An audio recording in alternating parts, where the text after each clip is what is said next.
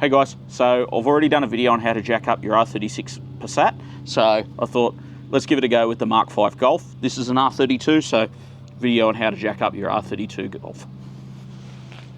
Now, first up, there's a couple of lifting points underneath on those sides. Like the R36, reinforced. There's a mark that you can probably only just see, just here, signifying this is the reinforced point to lift it. There's another one up at the back up here as well that you can probably just see, just here. You see the divot? So they're the two jacking points. Let's get this car in the air.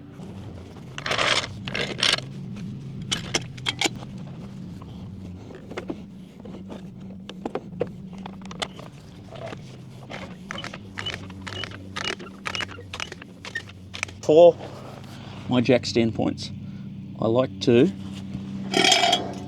under the back here, we've got a nice flat section here. On our race cars, we jack it up and put our stands there, or just underneath this suspension pickup point on the rear. So, locate your jack stand. In this case, I probably actually won't be putting this in because I need it at the front of the car jacked up. At the front of the car, we put the jack stand just under the front control arm bush. Gently lower it down on your stands. As I said, I'm only doing the front in this case because I need to do a oil service. We'll go around the other side, do the exact same thing, but I don't need to show you that. Once you've lowered it down onto the stand, we'll just lower it down onto it. You can just rock it, make sure that it's nice and stable, that it's not going to fall off, that you can safely get under this vehicle. So I'm only doing the front. I don't need to show you the other side. It's the exact same process side to side.